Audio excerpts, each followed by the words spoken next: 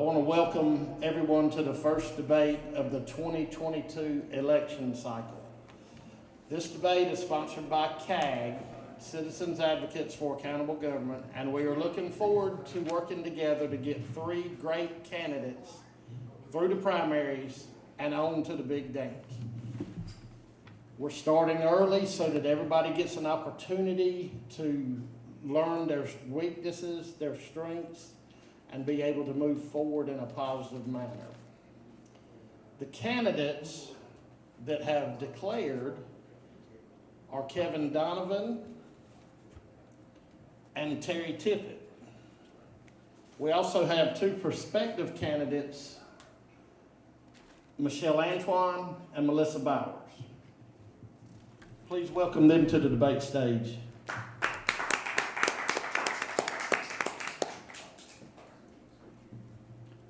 Our moderators will be Jill Homan and Frank Rachapi. Jill Homan is a mom of two, a conservative Christian, and business owner. She worked for John Deere Corporation in Cary, then went to business school and public policy school at Duke University. Today she runs a real estate company focused on investing in communities in need, including many communities in North Carolina. Jill has devoted the last 25 years to fighting for the Republican Party and conservative candidates. Let's give Jill a hand.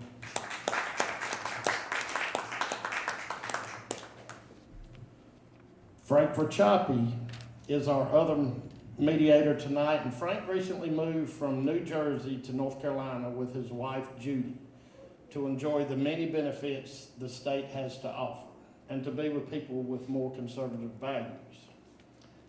They have two grown sons who have great jobs. One is married and one will be next May.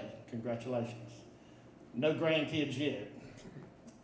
Frank has a Bachelor of Science and a Master's in Business Administration and has spent most of his career with companies like L'Oreal and AC Nielsen in executive positions, and his specialty is market research and consumer insights. Frank was also elected to the Board of Education and was VP of the board during his tenure in their northern New Jersey hometown. Let's give Frank a hand.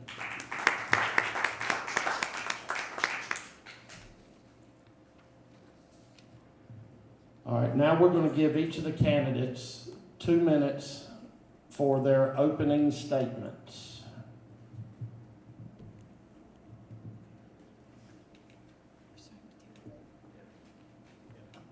Pardon? Terry first. Okay. Oh, we got a mic. Yeah, we had the mic in the wrong place there. That's all right. My name's Terry Tippett. I'm a school board candidate. Some of you may know I did this last year and came pretty close. And then I did this when they had an appointment to the seat, a vacancy on the school board, and I got pretty close. So we'll try one more time and see what happens. You know, last time I ran, I used a quote from Lieutenant Governor Mark Robinson. And I always give credit to people if I borrow their stuff because I'm not a big fan of plagiarism. So what we want to do is, Mark Robinson made a statement that said, I don't just understand North Carolina, I am North Carolina. Well, I kind of twisted the words a little bit and said, I don't just understand Johnston County Public Schools, I am Johnston County Public Schools. And what I mean by this is 1969, when I entered first grade, I've been involved in some way, shape, or form in Johnston County Schools. Through obviously being a student, through working in the system as a special ed teacher, athletic director, coach, through my wife working over 30 years as a special ed teacher, coach, through my kids going to Johnston County Schools. So it's always been, and my wife is still subbing in Johnston County Schools. So my family has always been involved in Johnston County Schools. And so if you want to talk about putting in the work, my family's put in the work for Johnston County Schools. And we understand, you know, not many people remember when Johnston County Schools was in the top third in the state. I was there. I was there when these other people came from other counties to see what we were doing.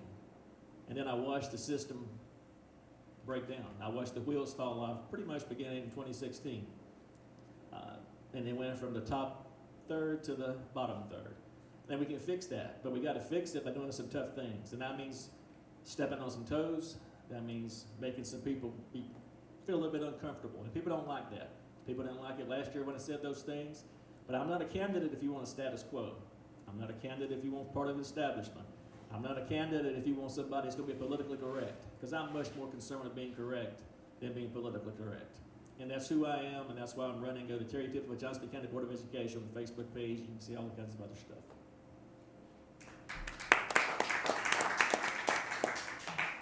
I'm Michelle Antoine. I am happily married to my husband for 22 years. We have 8 children. I have a Bachelor's of Art and a Bachelor's of Science, and I was formally licensed to teach in California K-12 and in Wisconsin 1 through 9. I also have a Master's of Science degree that I did legal forensic work with. I have 42 years of cumulative experience inside public schools between all my children and the different grades that they've worked themselves through. So I have a lot of working knowledge of how public schools work and operate. My oldest daughter graduated from Corinth Holders High School in 2018, and it was about that time that we noticed some things in Johnston County weren't looking right inside these public schools.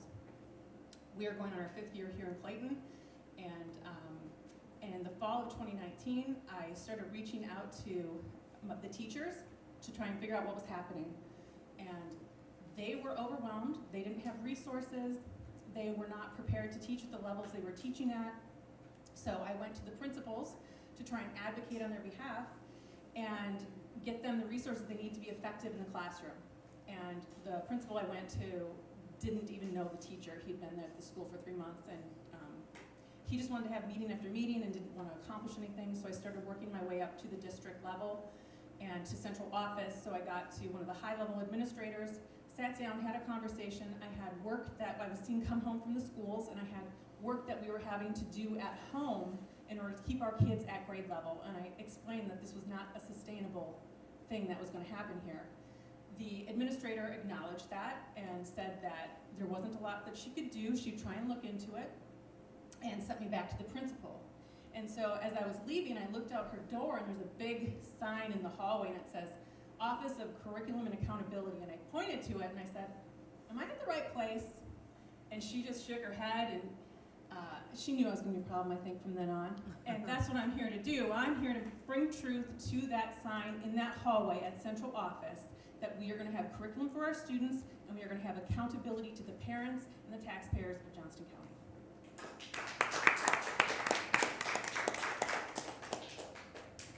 I'm Melissa Bowers, and I am a Christian, and I am married to my husband, who is a military veteran. We have 6 kids together, and I was a teacher for 9.5 years. 3.5 of those were in Johnston County up until this year when I resigned. And what I have noticed over the last 10 years of teaching is it has decreasingly gotten worse when it comes to teachers and what we're teaching our children. There is a lot more politics in the classroom than ever before. And my whole goal is to just bring curriculum back to what it should be. We are teaching our children. We are not trying to put politics in every single class. We're leaving that to history, and we are just telling our kids the facts and letting them decide for themselves. I also believe, like Michelle, that we need to be holding our teachers and our schools accountable, that they're teaching what they're supposed to be teaching, and parents are very knowledgeable of what is happening in the classroom. And that's about it.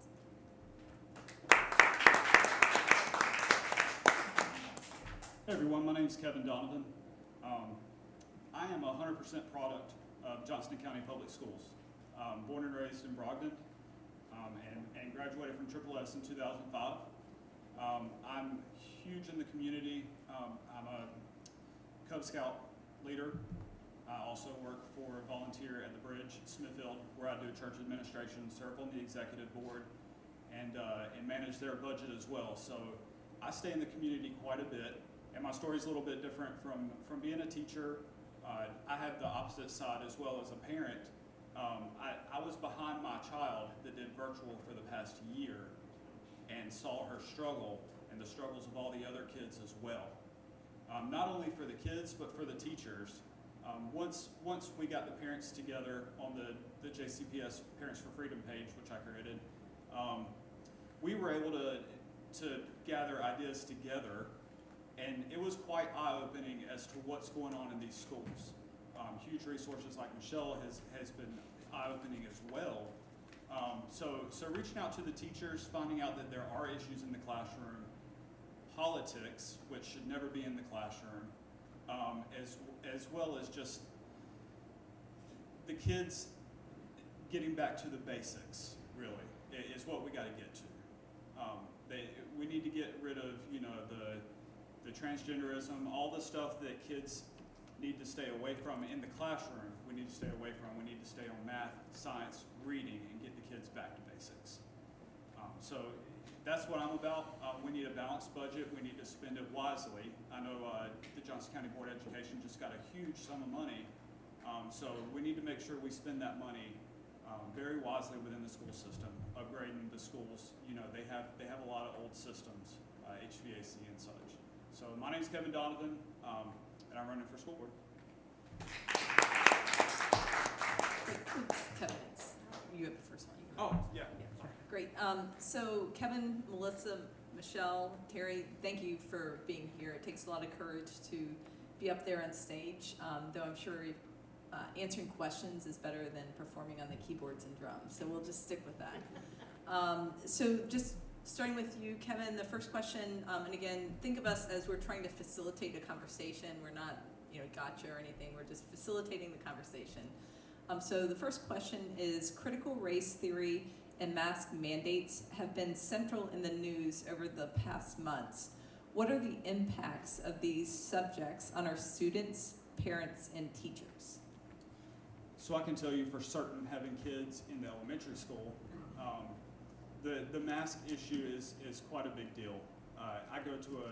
I'm further on the eastern side of the county, so it's a little bit more conservative, but with the JCPS Parents for Freedom page, you get to see the whole spectrum of what everybody's dealing with. And it's quite wild. There are kids that are, for example, having a face mask taped to their face. They're constantly being told you have to wear them. And these kids are in kindergarten. They can't handle that. So there's a lot of mental capability as well that produces on them. I've had my son personally cry because he does not want to go to school to wear a mask. And if you look at the rates for kids in Johnston County, no kid has died under the age of 18 in Johnston County from COVID.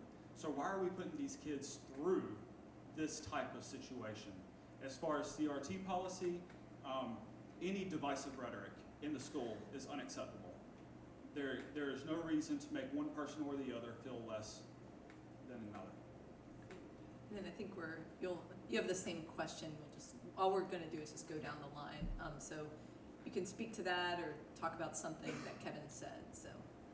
All right, I agree with Kevin about the mask. It has been a huge issue. As a teacher, I saw it in the classroom when we came back from virtual, and it's hard to understand the kids. The kids, honestly, I had kids last year or the year before COVID that spoke all the time, that were lively, outgoing kids, and when we came back from being virtual, these kids never spoke. It was like they were totally different children, and it was really disheartening. It was hard to have classroom conversations. Going up and down the halls was miserable, following all of these arrows, and it was just like, I hate to compare it to that, but it's like being in prison. It's like you have to walk a certain way and you have to do certain things. It was just crazy. And I do believe in it being an option. Like, I feel like if parents want to send their kid in a mask and that makes them feel safer, then that's good, but. Okay, so I come at it from a little bit of a different perspective. So I'm looking at it from educationally. So I know emotionally we have huge issues with the mask, but educationally, these kids, especially in those primary grades, need to be able to see the expressions on the teacher's face. They need to be able to reflect back at the teacher. We are starting a new program called Letters, which is a phonics-based reading program, and it's all about how the children express using their mouth with those phonetical sounds. It's really important that we get the mask off, especially on those small children right now. And CRT is a whole nother ballgame we need to address later. All right, I agree with all three of these. It's odd to have a debate when you agree with everybody. Anyway, I agree with these guys on the mask, but the deal with the mask is that that's not a school board's responsibility. I don't think a school board has a legal responsibility to tell anybody to wear a mask. There is no policy for that. So the school board's not enforcing a policy. If there's going to be a mandate, it should be coming from the health department and the health director, not the school board. That's totally out of bounds for a school board. The school board's been made a scapegoat. Now, as far as CRT, let me just say this: CRT does not mean you don't teach history, and that's what the other side wants you to think. It does not mean that. It means you teach every event in history, but you don't give your personal bias about it. And it was funny because I'm getting the cutoff sign in. It was funny because we can't do that as Christians, but we can do that as CRT people. Hey, Hold on to that. we'll talk about that later. Hold the mic. Yeah, okay. Hold on to the mic, Terry. But first of all, thank you all for being here. Participating is extremely important, and we're all going to learn a lot about the issues tonight, and they have to be brought out. So we really appreciate your being here. Terry, the next question goes to you. Similar vein, beyond CRT and masking, what are the top 3 issues Johnston County must confront to make our school district more capable of preparing our students for college and/or careers? All right, and that's a key point because I love the support for the mask. I love everybody coming out for CRT, but let's be honest, if you take every mask and burn it, we're still in the bottom 3 in the state. If you let them teach CRT, we're still in the bottom 3 in the state. And COVID didn't cause that.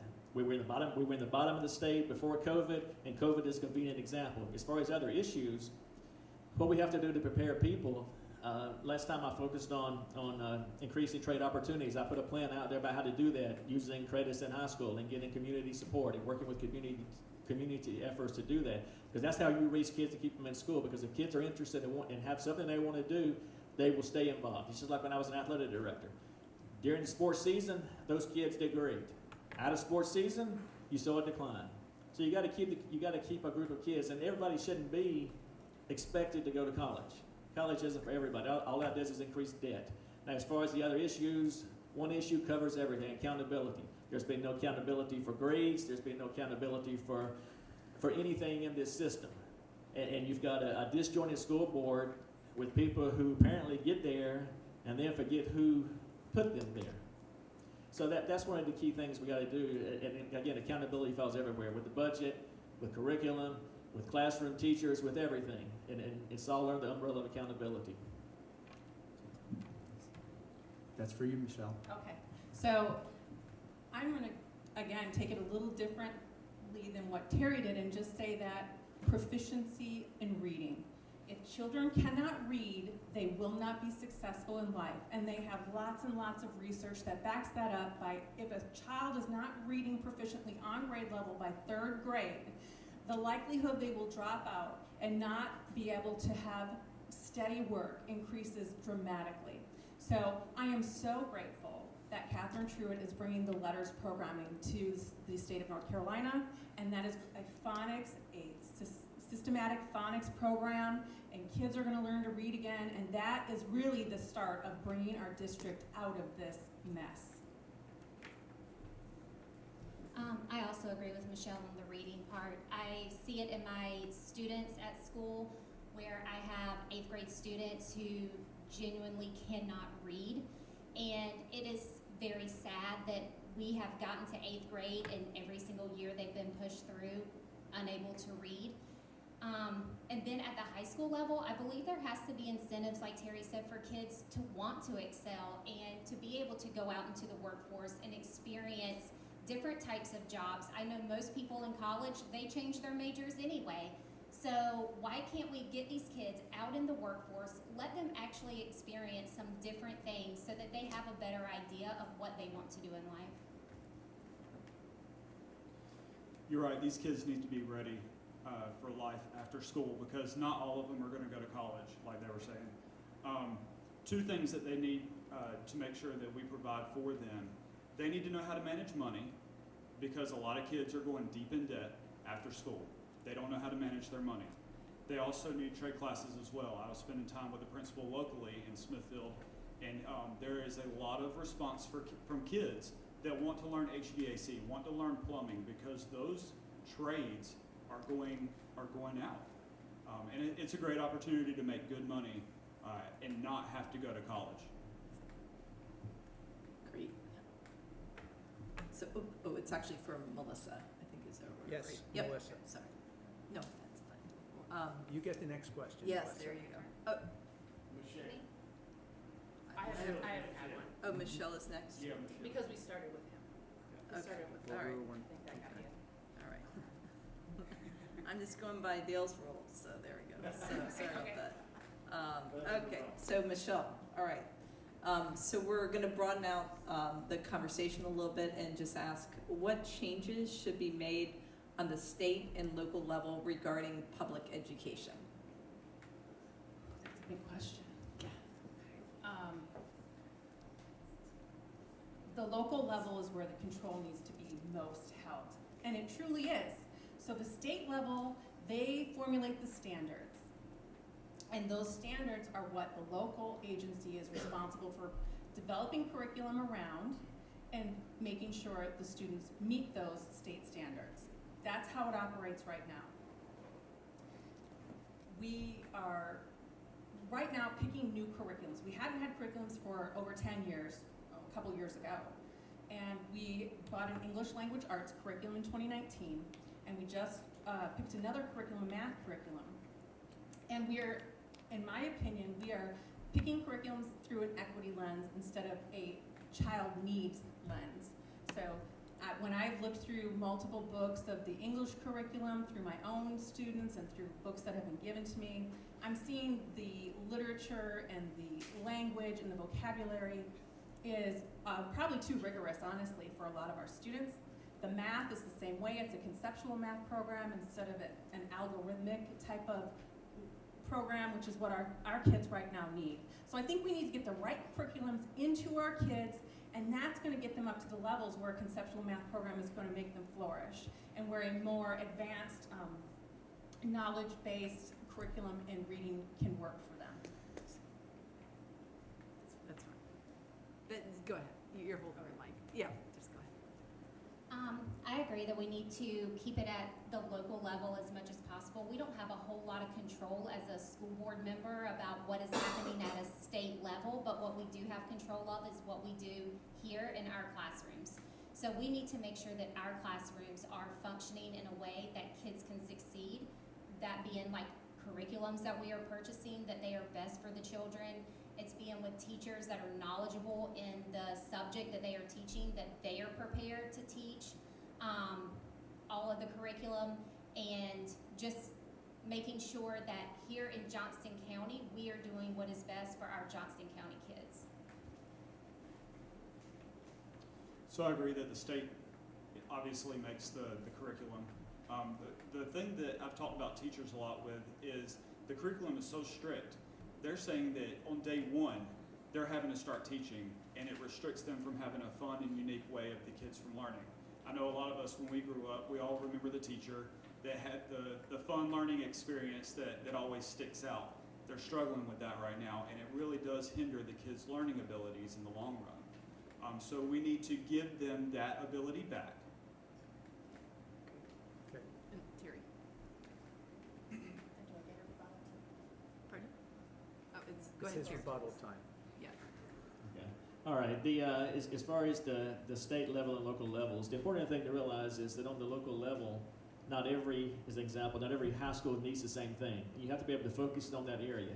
The kids at South Johnston may need something different than the kids at Clayton High School. And you have to look at it when you look at electives and different programs in those areas. The first thing we need to do, you didn't mention this, the first thing we need to do is national level is eliminate the Department of Education and put it back on the state level. And that's what we need on the state level, because the state should be sending stuff down to the local levels, local Board of Education, and they should have the authority to do what's best for their county and within specific schools in that county. Now it goes to Melissa. No, it just goes Oh, to that's what Melissa. we were told, but that's okay. I just Oh, wanted to yeah, correct. you get 30 seconds to vote, that's right. Oh, The okay. one that was asking the Yeah. question. Okay. I just wanted to correct something. Oh, So no. the Sure. the state does not formulate curriculum. The state lays out the standards or the course of study, which is your Carnegie units for your high schools. They do not develop curriculum. We do that locally. That's our job. They pick textbooks, but we can use textbooks outside of what they choose. I think problem has been that we have not had a standard curriculum across the grades. We have relegated the duty of curriculum writing to our teachers without the pay. And so we have all kinds of different things happening at all different grade levels. So that's my rebuttal to that. So the next question goes to Melissa, changing things around a little bit from curriculum. Melissa, when you consider the Johnston County school budget, are you satisfied with the allocation of funds to programs for students? Are there any areas you would recommend cutting or not cutting? Or adding to? I think when we look at the budget and we are talking about like what we are putting money into for students, right? So I feel like number one, our money should be going to having curriculum that is going to make our children successful. Incentivizing teachers. I feel like, I honestly, as a teacher, I feel like teachers are well paid. But I don't feel like teachers are incentivized to do better. So I feel like we could have better teacher incentives. And then I would kind of maybe pull some money from all of the arts and stuff like that. When we are not doing very well in school, as far as reading and math, then I feel like our money should be going to reading and math, because a music class as a first grader is at school when there's 25 other kids in there. Will it make them love music? Maybe it will, but it's not going to help them be successful in life. The same for art. So I really feel like our money should be put into things that are going to help kids be successful and not things that just allow them to have fun. I mean, fun is good, but so is education. So a lot of the resources right now, of course, we've been fully funded, so we need to make sure that our schools that are older are getting the upgrades that they need in the budget, and then we need to make sure the teachers have the resources for the kids. A lot of these teachers are working on $100 a year budgets. They're relying on just relays and stuff that they can put together to raise money, to bring in money for their arts and music and such. So we need to make sure that we take care of the teachers, which in turn the resources and the kids. In terms of adding money or taking away money, there's not a program that I would take away money from. I think what people understand is the budget, it may say 70-some million, but included in that budget is all the electrical cost, all the transportation, everything else. If you look at how much of that money actually goes to the classroom and to that teacher, you'd be shocked. What I would propose is let's look at the budget and let's make sure the money is going for the student. Now we say we get $10,000 per student. Every student's not getting $10,000. That's not what that means. And what we need to do is look at what we got and make sure it's going in the classroom, make sure it's going for the educational purposes within all of our classrooms. All right, so I'm in agreement a little bit with Terry that it's not a $70 million budget. It's not an $80 million budget. It's almost a $400 million budget when you add up federal, state, and local funding. It's a huge amount of money. And we do not need to be taking away the liberal arts outside of our schools. I am a big proponent of music in schools. I'm a huge proponent of art in schools because not every kid is necessarily geared to be academic in a regular type of way. And we need to fulfill all those needs. So we need to look at the central office, the trainings, targeted things that we can remove that are not benefiting the students and the teachers. You have anything to say? So you can pass it over to Kevin. Good, Kevin, so this one's for you. So what organizations have you met with to better understand the needs of the Johnston County students, teachers, and taxpayers? What have you learned from these interactions with parent-teacher organizations, PTSAs, and so on, or any other community activities organizations that you've interacted with? Right. So a lot a lot of the biggest thing that I've done is the JCPS Parents for Freedom page, which joins parents and teachers together where we can discuss issues.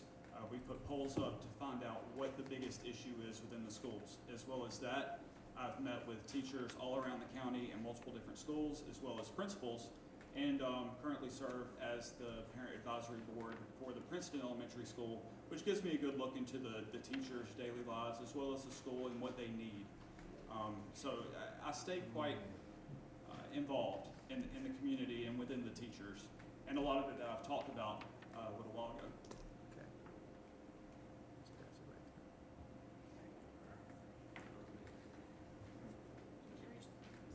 Okay. As far as talking to different groups, I retired December of 2019, and a lot of information that I had from my campaign came from actually being in the school system, actually from students, from my special ed students. What do you need? What can we do? From coaches, from ADs, from office staff, custodians, bus drivers, cafeteria workers, from the whole gamut.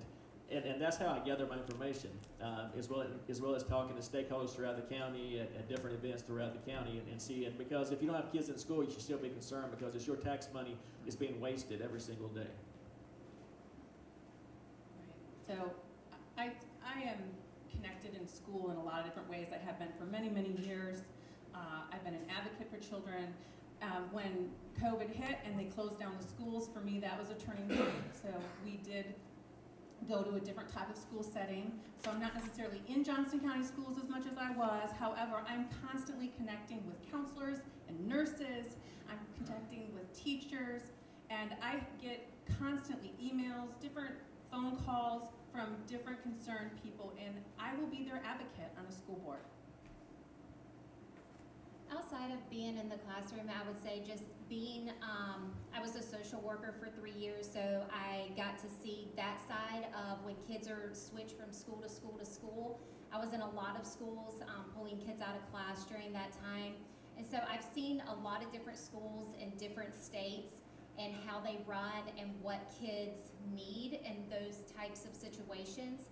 And so I feel like just from my own personal kids and then having that social work experience where I'm seeing kids in different needs other than my own kids, it really enlightened me to how the school system works at a whole to serve all the groups, and especially as being a classroom teacher as well, you're not serving just one single population. It is so diverse in one classroom.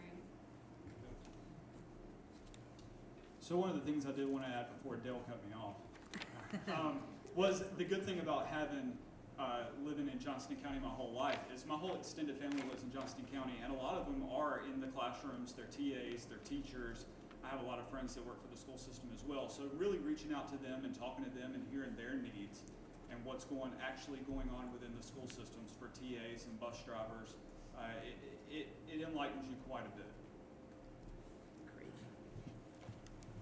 So the next question's for Terry. We talked about curriculum, so is the curriculum being taught in K through 12 consistent with preparing students for higher education or careers? No. No, it actually it's not, because like I said, it's not a one-size-fits-all thing. And that's what we have to understand in this county. We try to put all of our students in a box, and then when they don't come out like we want them, then we blame the student or we blame the teacher.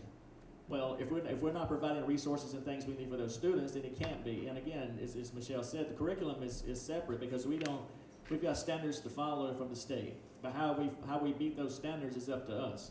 Now, we can have all these companies, and I see some of these companies that are selling things, and I never, in all honesty, I never really considered equity in a math book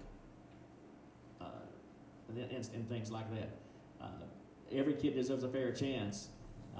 And that's what we have to understand, that our job, if we want to be the best school system in the state, is to make sure every kid in this county has the opportunity to be the best student in the county. And that's how it's got to work.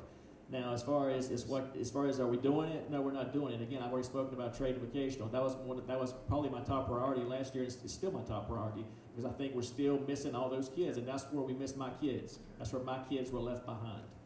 And I don't, I'm not happy when I have to admit that. But I saw kids left behind on the high school level because our powers to be thought they knew what they were doing more so than the people in the school and the people on the front lines. When an administrator or county office thinks they know more than the classroom teacher, we've got a problem.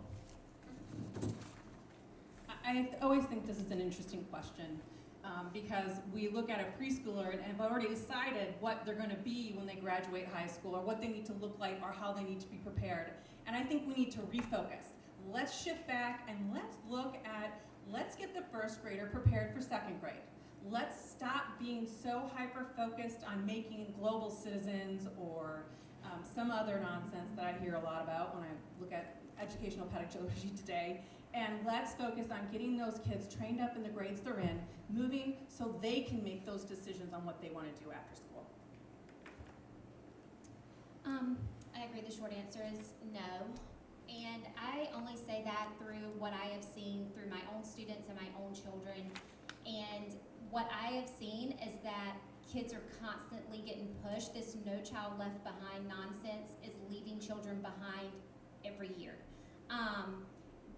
All the time. Like, it's incredible to see how we put all these kids in one classroom and we have levels down here and levels up here, and we expect a teacher to do all of that in one classroom setting, and it's nearly impossible. And so I think we need to figure that out as well. So I agree with Michelle. We need to make sure that we're focused on the grade level, not the long term, but the short term, making sure that the kids are passing their grade and getting ready for the next level, and incorporating the further down the line in the high school, the trade classes and the money management. It's a big ordeal because these kids aren't learning this stuff when they get older. They have to want to learn it. So that's where a lot of this community is struggling, is with money. Great. Terry gets another. All right, real quick, I'm going to go ahead and get on down to where the rubber meets the road and make more people mad with me. The problem we have is that we have people in the school system who didn't do a very good job in the schools they were at, so they shipped them to county office, they gave them high-paying jobs, they gave them extended contracts, then they're going to sit there and tell the people back at the school how to do things, but they couldn't do it when they were there. What we got to have is some people at county office with a backbone, and what we got to have, I'm going to get waved off. What we got to have is some people at county office with a backbone, and that's not how you're going to fix it. We can sit here and talk all night about how to fix it, but until we fix county office and realize we got way too many chiefs and not enough Indians, then it'll never get fixed. That's your key and second. Oh, okay. Okay, so the next question is for you, Michelle. Appreciate your passion though, Terry. If you're elected, which issues would you want to champion for the teachers, the students, and the taxpayers? The budget. The budget is huge. We need to be spending.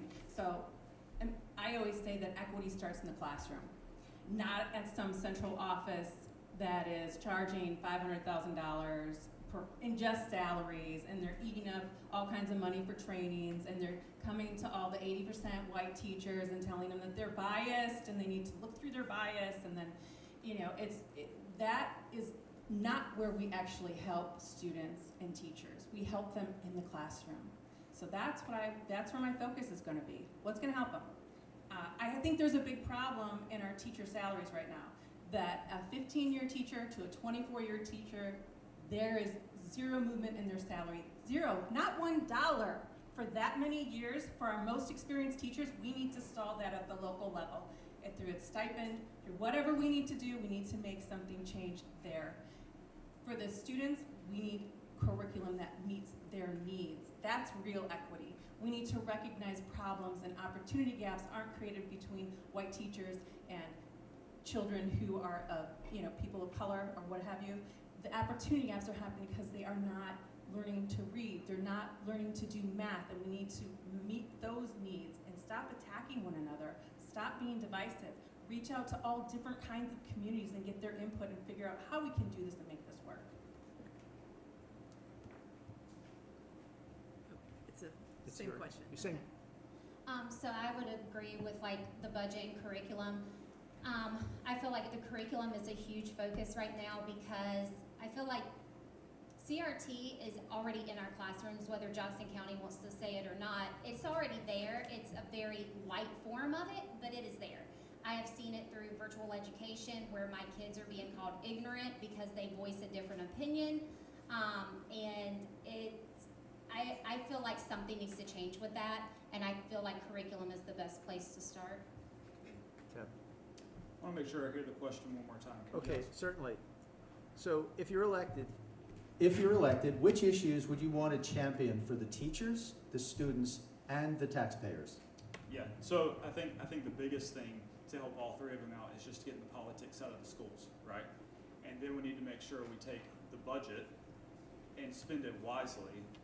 I've said this before, but we need to make sure we're spending this money where it's needed, not by promoting people to the central office when they're not needed.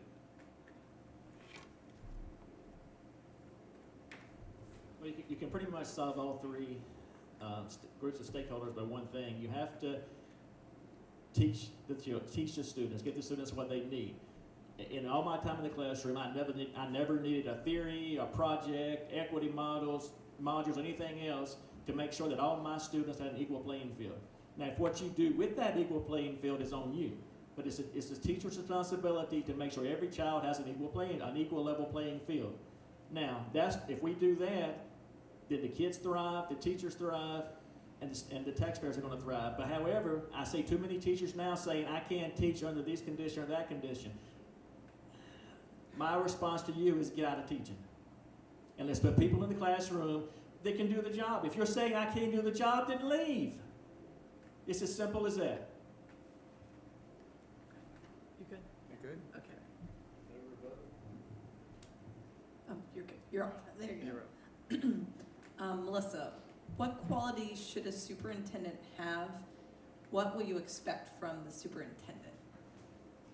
I believe a superintendent should really care about the kids in his county. I feel like they should be knowledgeable about what is happening in the classrooms in the county.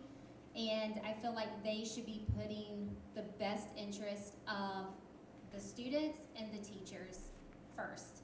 So I just believe, like, if you are genuinely caring about the kids, that what someone else has said about, like, the teachers are going to be happy if they are able to just go into their classroom and teach. And so a superintendent that supports his teachers, that incentivizes his teachers, that looks out for the students, that is in the classroom.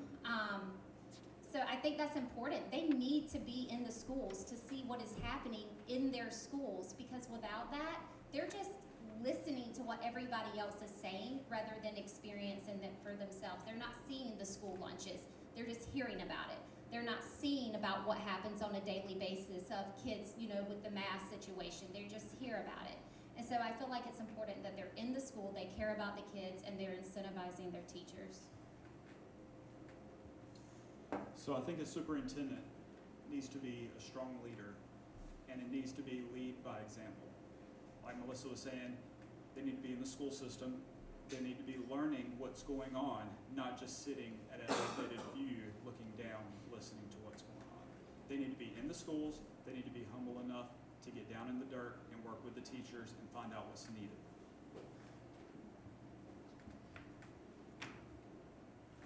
I think the important thing is for superintendents to get input from school staff, all school staff, as they develop their vision.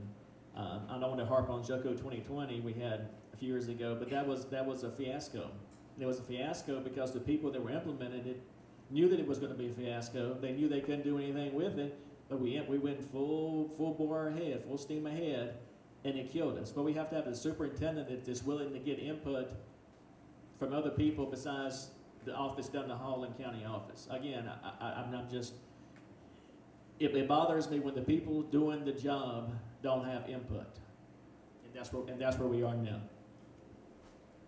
Right, so the superintendent is the vision setter for your district. So I don't necessarily agree that he should be in the dirt with the teachers every day. That's not his job, that's not what we're paying him to do. What we're paying to do is set up a system at central office that's going to meet the teachers' needs. The teachers can meet the children's needs. Right now, our vision looks a lot like Durham Public Schools. That's what our superintendent has brought to Johnston County, unfortunately. I think that can change. I think Dr. Parisi is a very reasonable guy. I think he will help bring the school back if we give him an opportunity to set a different course and vision. Next question's for I Kevin. think she gets another, do you want any other time? Okay. All right. Kevin, so now we're looking at more recent news. So given the recent news about the Loudoun County and Virginia Board of Education, where a female student was assaulted and her father was imprisoned for speaking out about it at a school board meeting, what are your recommendations on student safety to ensure that that never happens in Johnston County? So this is a touchy subject. I was actually just talking to Dell about this today because I have a daughter that's in 4th grade, and I know what I would probably do if I found out that somebody had done that to my own child, just like any other person would do. You want to protect your children, so we need to make sure we have policies in place, which I'm sure we already do, but we need to implement them to make sure that these kids are safe. And the boys do not go in the girls' bathroom, and the girls do not go in the boys' bathroom. We need to make sure that that is not happening. Over there, I guess who gets it? It's Terry? Okay. Well, for me, it's pretty simple. Whatever your biological sex is the bathroom you go in. Now, I will work with people, and we can have a gender-neutral bathroom, but we're not going to go any further than that. As an athletic director, whatever sex you were born with is what you participate in athletics, and that's the way it should be. We should not have transgender participating opposite in athletics. And don't tell me it's fair, and don't tell me all this equity crap either. It's common sense. And if we spend a little more time reading the Bible, it'll be very clear for you that it's common sense. So we already have this happening in our schools. We do have opposite sex children going and using opposite sex locker rooms and bathrooms. That's happening. Our school policy is set up for the safety of the transgender student, not of the regular education student. That's where we're at. We need to acknowledge that there is federal law. Title IX protects girls. And Joe Biden, on his first day in office, signed a waive girls' protections under Title IX. And I would be willing to stand up as a board member and go against that federal mandate that Joe Biden set, because girls are entitled to protection under Title IX, and we need to do that in our schools. I do believe that we need to implement policies that are already in place in the schools. All schools have policies regarding bathroom procedures from elementary up to high school, but the implementation of those procedures are because teachers are busy, the kids are asking all the time to use the bathroom. We don't always know if, little Susie down the hall is asking at the same time to use the bathroom as boyfriend in our class. And so there's a whole lot of things that go into keeping kids safe in the bathroom. But I do feel like schools need to implement policies that do keep the children safe and keep the same sex in their own bathroom. So I do just want to say one thing. The Board of Education needs to make the teachers feel comfortable that they can implement these policies. A lot of these teachers do not feel comfortable because they're worried of kickback from the admin. We need to make sure that they are protected so they can implement these policies to make sure that the sex you were born as, that's the sex you go into the bathroom. The next question's for Terry. Great. We are discussing plans for the school board today, though in order to enact any provisions, it requires a minimum of a 4-3 vote. What are your plans to seek consensus on your ideas, and what is the best way to address differences of opinion on the board? That's an interesting question for me because I don't sugarcoat things, and I want open discussions. I want open discussions with the rationale. I don't care if you agree with me or not. I'm going to give you my rationale for what I think and why I believe that, and I want to hear yours. But we can make decisions. We can't make political decisions, and that's what's happening on the school board now. People don't have a backbone to make the decisions that need to be made. You're dealing with one member of the School Board of Education who has who was willing to stand up and take a stand, whether people like him or not. You've got 6 more people on the Board of Education that seem more interested in a popularity poll than anything else. And that's what bothers me. Now you say, well, we better not put him on a school board if he's going to feel that way. No, you need people on that school board that's going to do what's in the best interest of the student. And that's why when I ran before, I made the commitment to be in the communities, doing town hall meetings, to get the public's input.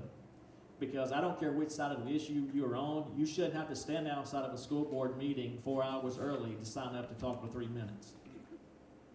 You shouldn't have to get Madison Cawthorn and Robbie Starbuck in to have a big rally. You should be able to talk to those people because, as I said last year, those 7 seats belong to the people of this county. And there's that little thing called the United States Constitution that still matters to me, even though it doesn't matter to a heck of a lot of people, it seems. But that matters. And until you get back to those basics, the school board's going to be dysfunctional because it's I'm convinced that some people like their name on the nameplate in the comfy chair and they're happy.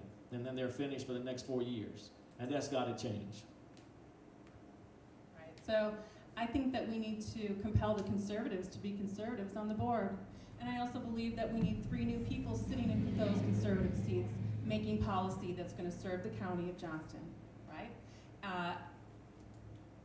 There's a lot of politics that does happen on that school board right now, and that needs to change. We need to be working towards the best interests of our school children. And when we are in the bottom third of the state, we need to be watching everything that administrators bring and try to sell us. Because every time they walk up to that podium with a new proposal or a new program, they are salesmen, and we need to be on the same page watching what they're selling us. Can you repeat the question? Oh, sure. Oh, yeah. Absolutely. So we're discussing your plans for the school board today, though in order to enact any provisions, it requires at a minimum a 4-3 vote.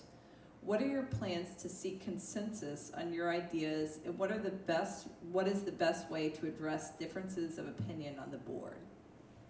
I believe when we have good ideas and we have things that are in the best interest of the school, that it's easier to gain consensus. And I just believe that we have to have transparency and openness and to really have some honesty between people instead of just trying to, like he said, sugarcoat everything. Like there needs to be really hard conversations happening and for people to say what they really mean rather than just trying to comply. And that way we can have conversations that get us to places that we need to be. I want to tell you who has more interest in the kids than anyone, and that's the parents and the teachers, retired teachers especially, like Terry. If you are here in Johnston County to run for the board, to be a politician, you don't need to be here. We are here for the investment in our kids. So no offense, but go home. Terry, did you want to? Okay. I was just going to mention a little housekeeping so you guys know. So we have 4 questions, so there you go. And just to piggyback on that, what I was saying with the Board of Education, we still don't have, and you've got, I'll give you an example. There was a speaker one time that made reference to a Board of Education member, and that person was cut off and wasn't allowed to speak. 2 people later, there was a speaker that made reference to a Board of Education member, and that person was allowed to finish the conversation. Let's get over a little bias. Let's get some leadership on the board that's not going to show bias. And you wonder why you don't get along on the board? Because you're showing bias among the members. We need leadership on the Board of Education. Next question is from Michelle. So, Attorney General Merrick Garland has directed the FBI to investigate parents who protest or speak out at school board meetings as potential domestic terrorists. What is your opinion of parents publicly protesting or speaking at school board meetings, and how can the board be accountable and accessible to the community. Right. So Merrick Garland, his son-in-law is Zan Tanner. And I wrote about Zan Tanner back in May when I exposed our whole county and explained what's happening with Panorama Education surveys. When we see these things happening and our schools are investing $500,000 for a 2-year contract into social scoring our children and deciding the moral value set for our children, we need to be on high alert. I have continuously brought forward these alarms, right? And people need to pay attention to the alarms because it's affecting the education of our children and how things are operating in Johnston County. Merrick Garland has no right to call concerned parents at school boards executing their constitutional right to petition their government. He has no right to call them a domestic terrorist. He's out of line. He should issue an apology. I came back to the school board. I went to the school board that we currently have back in April and told them our North Carolina School Board Association was going to be a problem for us. It's a completely woke board. Why are we taking cues for them? What are we doing paying into that system? And I got crickets. They didn't know. They couldn't give me an answer. I said, that's something you need to look into, and that was back in April, and here we are. We are in October, and we are at the height of everything happening right now. I feel like when we have parents that are concerned about their children, we should applaud that. We should be allowing these parents to speak on behalf of their children. Parents are their children's advocates, and without that, we are lost. So if we are not letting parents speak on behalf of their children, what does that say about our county that our parents are not allowed to speak out for their own children? And that is a huge issue. It's baffling to me that that is even a concern when parents just want to stick up for their children and say what needs to be said for what is best for them. Yeah, totally agree. The domestic terrorist statement is just complete baloney. There's no reason parents should be labeled anything other than a concerned parent for their kids. We are sending our kids to these schools for multiple hours a day. They need to be learning school basic information, not values or morals. One of the principles that the principal that my kid goes to, her statement is, at the end of the day, the kids should not be able to say whether they are Democrat or Republican or what side they're on.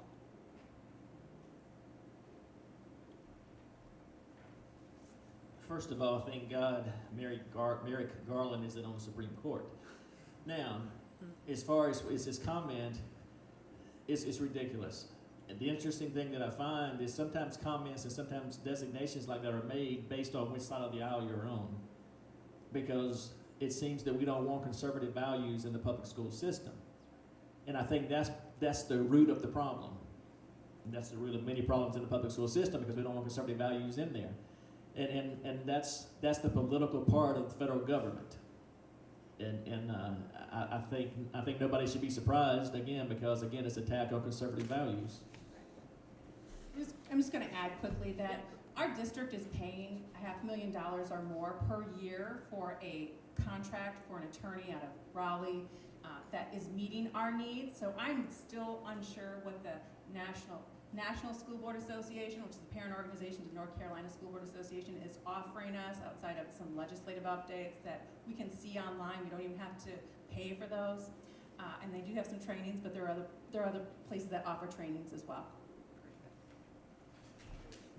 All right, Melissa, you have the next question.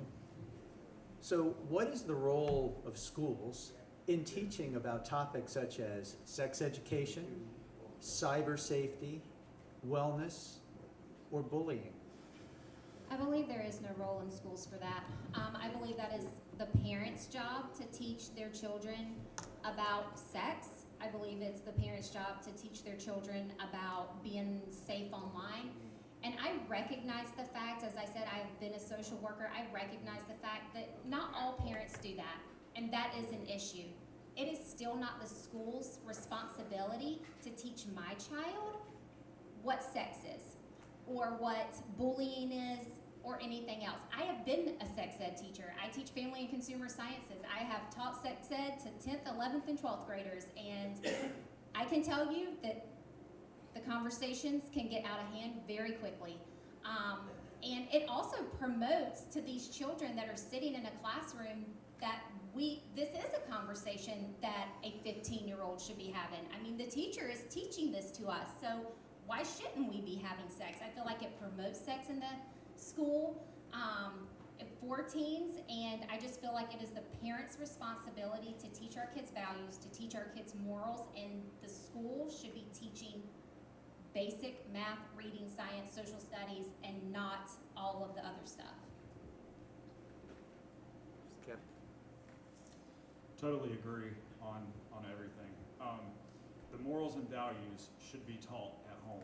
That is the parent's responsibility. If the parent's not upholding that responsibility, then that's a separate subject. The basics need to be taught in school. Reading, math, STEM, or STEAM. Terry? I think the only one of the things you mentioned that I would take issue with is the bullying, because I think that is an issue in public schools, unfortunately. And it's because it's not taught at home. And I think that does have to be addressed, because I've had lots of students that suffer from that. And the other things are moral things that, again, they should be taught in the home. But what you're seeing is this is all part of indoctrination of the public school system. It's to make the public schools the same as our colleges, community colleges. It's to get that same level of thinking. It's to get the same left-wing liberal ideologies out there. And now it's in the public school system because we've allowed it to come in piece by piece, bit by bit, without saying what needs to be said and done, and doing what needs to be done. Some of these issues are legislated. So we have 702 pages under General Statute 115, which goes over all of our education policy that must be instituted throughout our state and what that looks like, okay? So bullying is in there. It can't be happening in schools. We have other issues in there that we've talked about here. So we have to meet some sort of state standard creatively. With sex ed, I believe we are one of 5 states that allows an opt-out or a consent form for parents before it's taught. It should be biology-based. We definitely should teach it. We need students understanding basic biology. We can't put our hand in the sand and deny things like bullying or sex education, but we need to be doing it in a constructive way. I do want to say something else No, about this. So just in 7th grade, I had to teach bullying as well, and I will say that I feel like our kids today don't understand bullying. Just because somebody says something that hurts your feelings doesn't mean they are bullying you. It means they said something you didn't like. And a lot of kids are under the impression if people say something to them they don't like, then they are being bullied. And I feel like we have talked about it so much in schools that all kids think they get bullied just because somebody said, I don't like your shirt. And that's not the case. If we're going to talk about bullying, it needs to be better understood and better explained of what bullying actually is. Great. So this is the last question, then we'll have closing. So really appreciate it. Appreciate everyone. So Kevin, what are your areas of concern regarding student achievement in your district? And do you have any specific suggestions for improvement? Yeah, so really the kids are struggling everywhere right now because of the virtual learning that was brought upon by them. The way that we're trying to fix it at the local school that I'm the parent advisory on is we're making sure that we have more time available to the kids for learning. One of the great ideas that we've done is we've implemented a learning tutoring between the time the kids are dropped off in the morning until school starts. Teachers and volunteers are willing to come in and help the kids out, and it's showing in the scores. My daughter didn't pass 3rd grade, so she went to 4th grade with a transitioning class. And I think because of this, it's really helped out, and it's helped a lot of kids out. Another thing that we're doing is a parent-student academic night is when parents and students are coming to the schools and they're spending time with the teachers, learning what the kids learning, because let's be honest, some of this new math that they're coming up with is kind of weird. So it's good to come in and kind of learn what the students are learning, that process, and just spend time with them. It really does create a connection in the community. Sorry, read it one more So what are your areas of concern regarding student achievement in the district, and do you have specific suggestions for improvement? I think one of the biggest things for student achievement, I think you look at closing achievement gaps by closing opportunity gaps. I think there are opportunity gaps in our county. I would argue that the majority of those opportunity gaps are based on socioeconomic level rather than race or anything else. And that's what we have to look at. If you look at all the Title, I think we got maybe 19, 20 Title I schools in the county. What we do is we work in the community with those families, because typically our lower income families can't get their kids back to school, and they can't get them there before school, after school, or anything else to work on things. So we've got to take it to the community in the form of reading labs, writing labs, math labs. And I did a proposal last year when I was running on using community resources and working with community to do that. So we need to be using the time we have. We have a lot of time with students, actually. Homeschoolers use 3 to 4 hours a day and get it all done. We're filling our day with inconsequential things. So we need to target and fill our day with consequential things. So I know that my 4th grader, when he was in school here, he would spend 2 to 4 hours a day in front of a screen.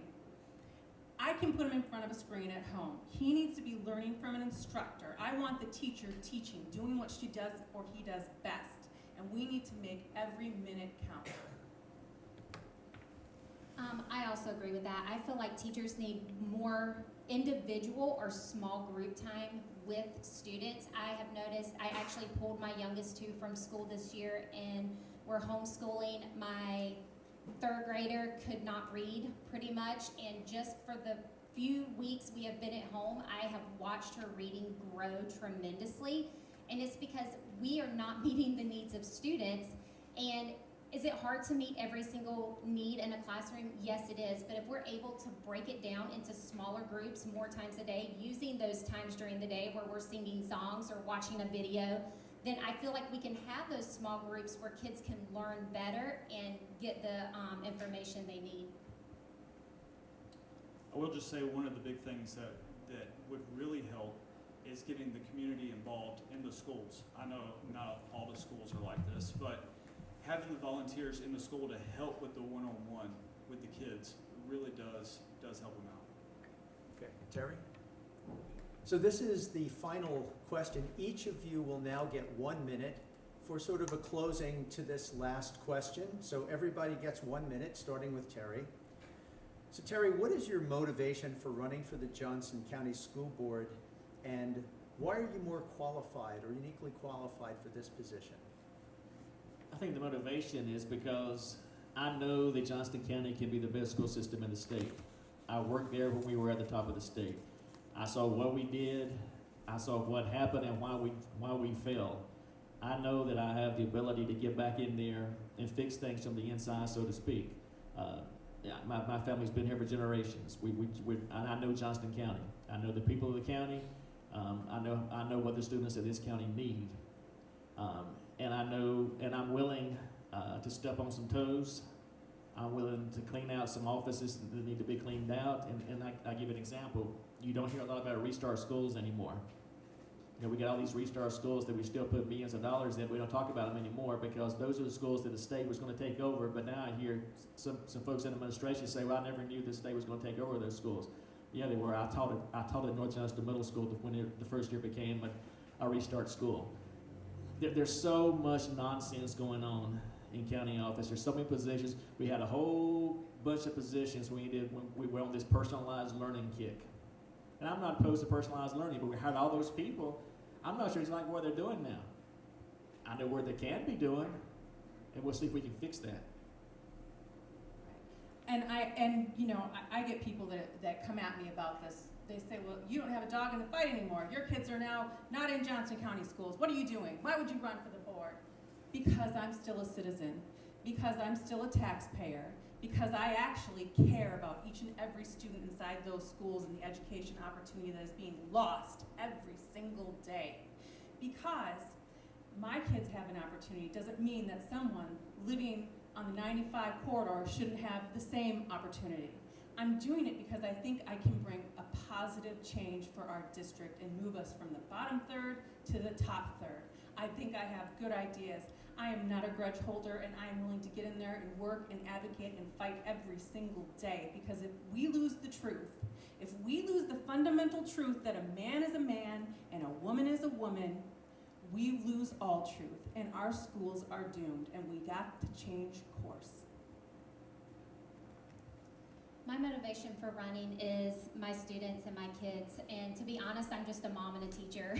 That's what I am, and I feel like our kids deserve better. Our kids deserve better in our schools, and I have seen it firsthand in school. I've seen it with my own kids, and that was really my motivation after all of the virtual stuff, and I saw it as a teacher, I saw it in my students, I saw it in my own kids, and it just lit a fire in me that something has to be different. We cannot keep moving forward like this, because the people that are suffering are our children, and that's the bottom line.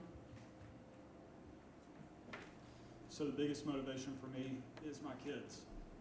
To see them struggle this past year has really got a fire in me to push for a school board. To see what the schools were when I was at SSS and now what they are and what's being implemented, things need to change. What we're doing in our schools is going to affect our communities, because these people are going to stick around. So the quicker we can change it to make it more positive and to get a lot of these politics out of these schools, the better. Well, just wanted to thank you, Kevin, Melissa, Michelle, Terry. It takes a lot of courage to get up on stage. I really appreciate you doing this, so thank you. So everybody give him a round of applause for a great job. Thank you. And next, Dale. Thank you to all the candidates. For this to be our first debate, I guess we didn't do too bad. Thank you definitely to Jill and Frank for being the moderators and dealing with the Dale's rules, trying to get through it. And everybody in the building for Terry running late on every question. You know, we all know he loves a microphone. So I thought the big highlighter was just a praise. I thought you were praising. we also want to thank Ron Johnston for coming in and joining us to be a part of the first debate here. We think that we're going to get you some help soon, Ron. So we do want to thank Jill and Frank again for everything they've done, and we want to thank the Clayton Area Creative Arts School, which is where we're at. This is the building we're using. If you have any kids that need music lessons, as you can see, they're happy to bring your kids in, teach them how to play guitar. I think I saw something about a fiddle in there, and keyboards, drums, anything like that, all kinds of good things. So. And thanks to Eddie and Caleb for all their help. Yep. Thanks to Caleb for filming this for us. Thanks to Eddie for being here to help us, and Salupo always for sitting in the corner back there taking care of things. Thank you.